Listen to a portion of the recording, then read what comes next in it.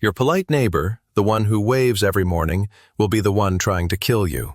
That is the single, non-negotiable truth of a long-term blackout. The power grid isn't a utility.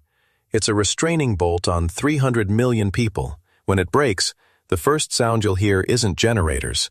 It's the sharp, sudden shattering of glass. Not from a stranger in a mask. From the guy who borrowed your lawnmower last month. He knows you have food. The darkness isn't the enemy.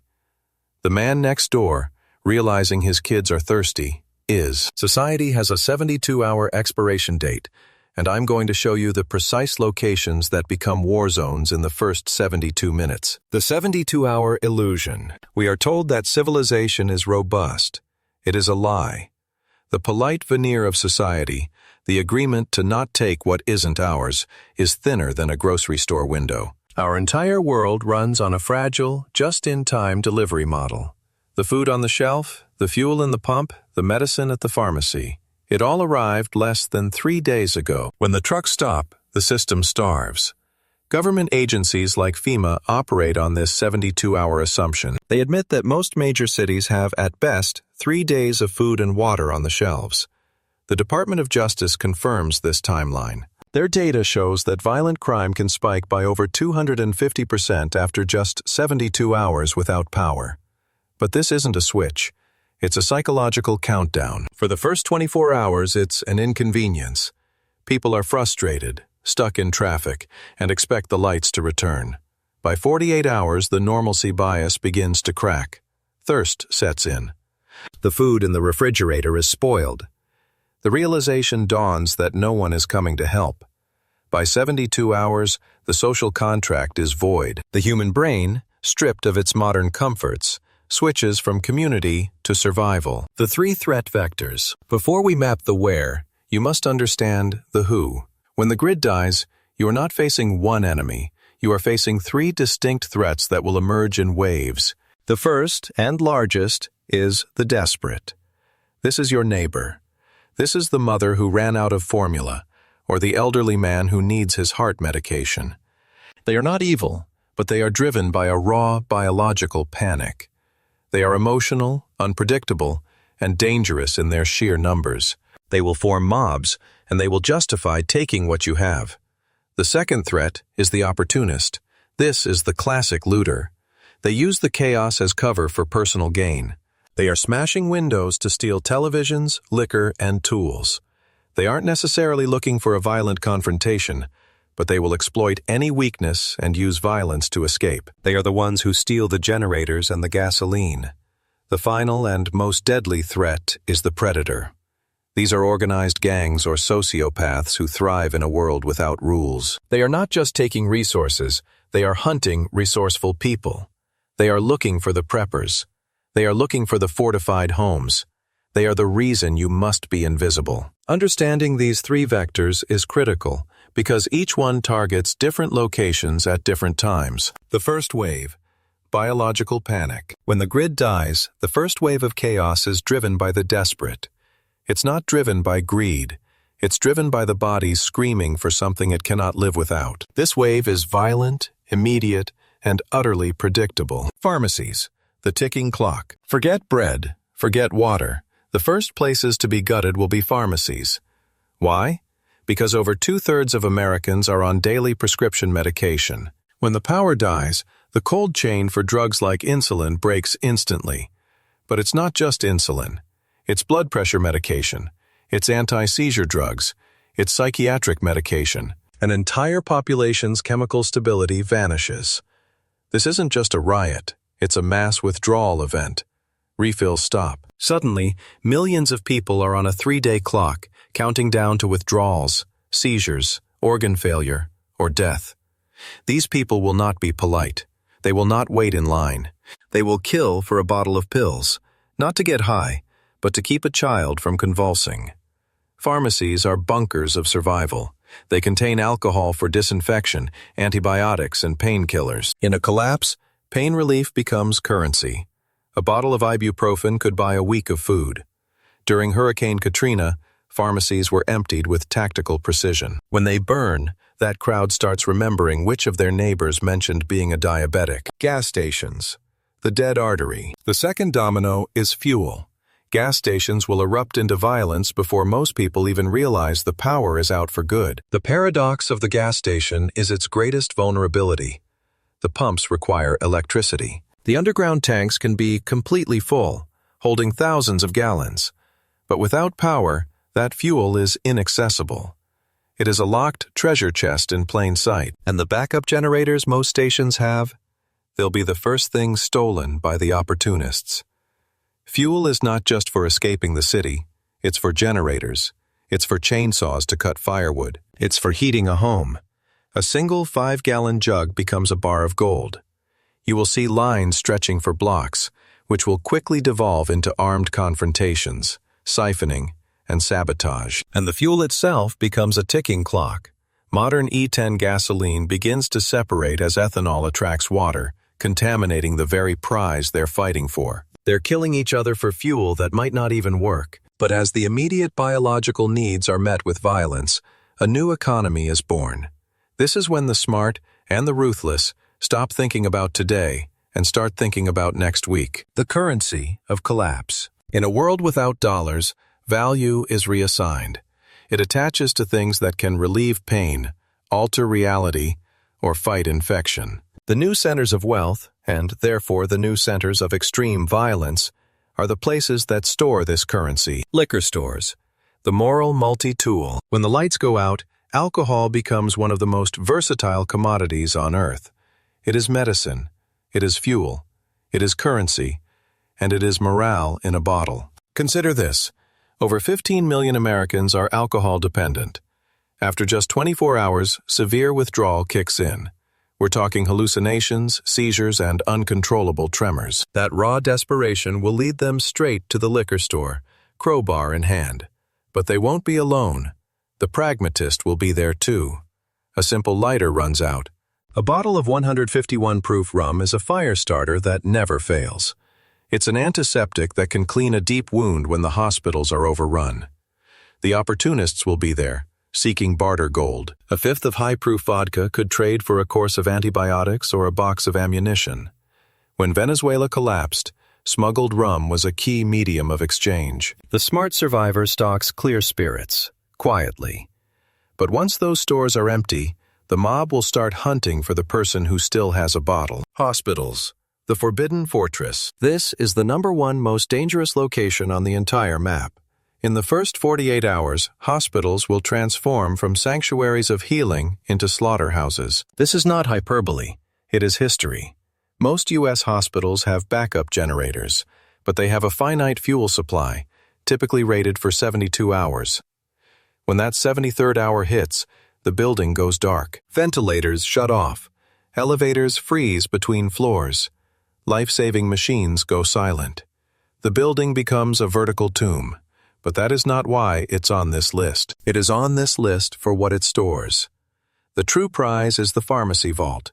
Painkillers, sedatives, surgical tools, IV fluids, insulin, oxygen tanks, and morphine. In a post-collapse economy, these are the new currency.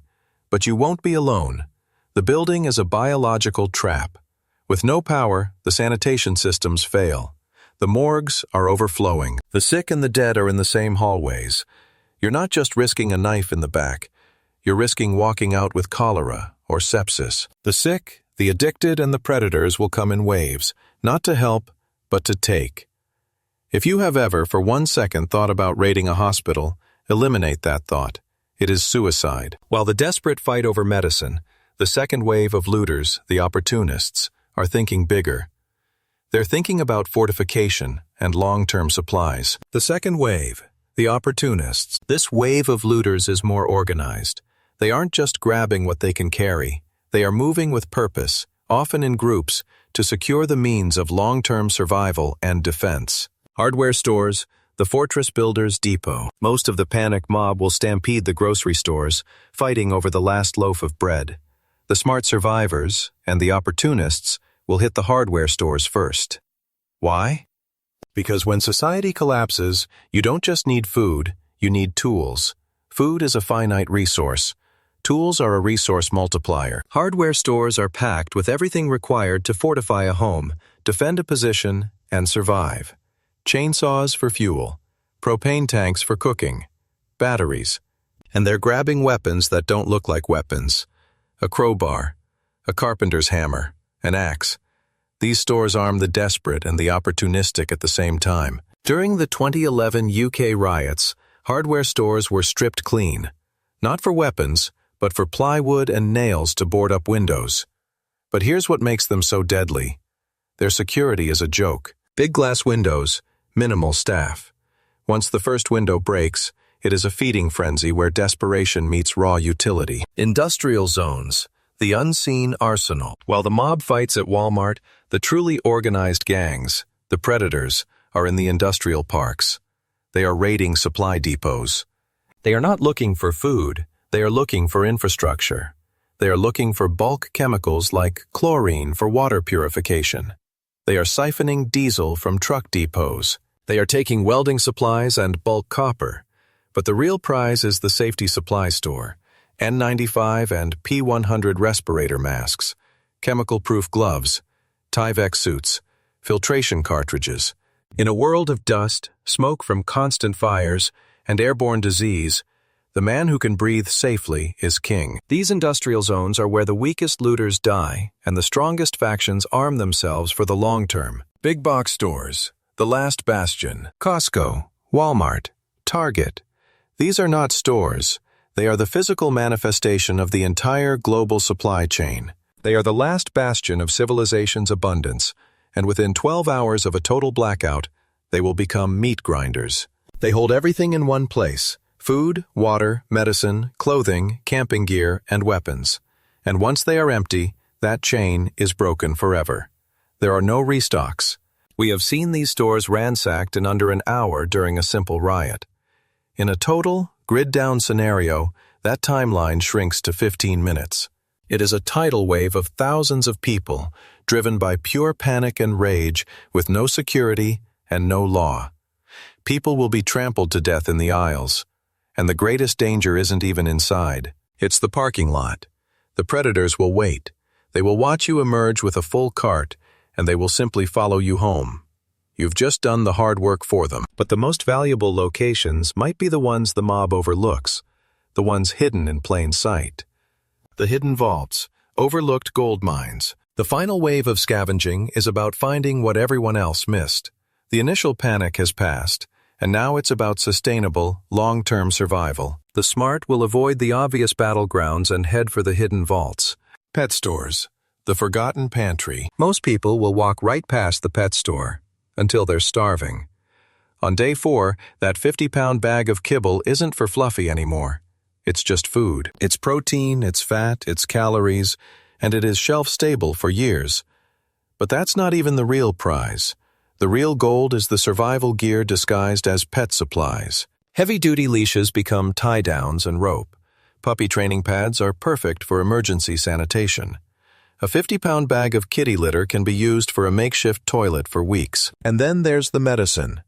They'll grab the activated carbon from aquarium filters, a superior water purification method. They'll take the heavy-duty stainless steel water bowls. And the animal antibiotics like fish moxifloxacin are often chemically identical to human versions. While the average looter is fighting over canned soup, the smart survivor is quietly walking out of a pet store with enough calories and supplies to last a month. Schools, the sleeping giant. Schools are absolute gold mines that become visible only after the collapse. The average elementary school in the United States has enough non-perishable food in its cafeteria to feed 500 children for at least a week. We are talking massive stores of rice, canned fruit, vegetables, and grains. The walk-in freezers hold tons of calories. But the food is just the start. Think about the nurse's office, a fully stocked mini-pharmacy with bandages, antiseptics, and painkillers. The science labs have alcohol, chemicals, and gloves. The gym has mats for sleeping and insulation. The janitor's closet has industrial-strength cleaning supplies, but they are soft targets, designed for children, not defense. They are sprawling buildings with hundreds of windows and unsecured doors. They are an invitation. Once the word gets out, they become battlegrounds. Desperate parents, organized gangs, and lone survivors will all converge on that one known location. The psychology of the crowbar. This brings us back to the beginning, back to your neighbor. Why does he become the threat? It's not because he is evil. It's because of a psychological trigger called normalcy bias. He spent the first 48 hours believing this couldn't be happening. He didn't prepare. When that bias shatters, it is replaced by a violent, resource-driven panic. He hears your generator. He smells the food you're cooking. In his mind, you didn't prepare. You hoarded. This is the critical failure of the lone wolf survival fantasy. You will not be facing a neighbor. You will be facing a committee of neighbors. They will have held a vote. They will have justified their actions as for the good of the block. They will see you as the enemy, the dragon sitting on a pile of gold they need. You cannot fight a mob that believes it is morally right. The gray man imperative. The real preparation doesn't happen in the dark with a crowbar in your hand. It happens now, in the light. And more importantly, it happens in silence. The goal is not to build a fortress that advertises your wealth. The goal is to be the gray man, to be invisible, to be overlooked, to have what you need long before the crisis hits, and for absolutely no one to know it. Do not mistake gray man for passive. It is an active camouflage. It's about having a generator but soundproofing the shed it's in. It's about having food but venting your cooking smells through a carbon filter. It's about being the person nobody ever suspects of having anything. The man who looks just as desperate as everyone else, while holding all the aces. Because when the grid dies, the only thing you can count on is that everyone who didn't prepare knows exactly where you live. Survival isn't about having the most supplies. It's about being the least noticed. What is the one, critical, overlooked item that everyone forgets to stock, but that will be worth its weight in gold on day 4? Drop your hidden gem in the comments below. The most creative answer might just save a life.